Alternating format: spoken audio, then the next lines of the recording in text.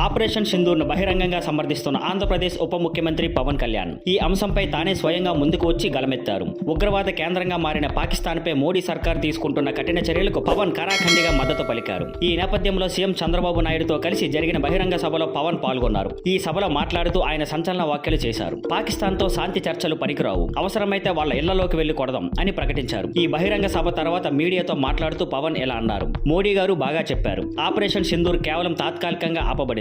ఇది ఓ ఆర్థిక విరామం మాత్రమే. చర్చల వల్ల ఈ నిర్ణయం తీసుకున్నారు. కానీ పాకిస్తాన్ తమ దేశంలో ఉగ్రవాదాన్ని ప్రోత్సహించడం ఆపకపోతే మళ్ళీ ఈ ఆపరేషన్ తీవ్రంగా సాగుతుంది. పవన్ కళ్యాణ్ సినిమా నటులపై వస్తున్న విమర్శల గురించి కూడా స్పందించారు. నటులు తెరపై నటించే కళాకారులు మాత్రమే. వాళ్ళని దేశభక్తిని బయట పెట్టమని కోరటం అనవసరం. దేశ భద్రత గురించి నిర్ణయాలు తీసుకునే బాధ్యత వారికి లేదు అని చెప్పారు. ఈ విషయంలో పలువురు సెలబ్రిటీల మౌనంపై పవన్ చాలా గట్టిగానే స్పందించారు. Thank you for watching. Please like, share and subscribe.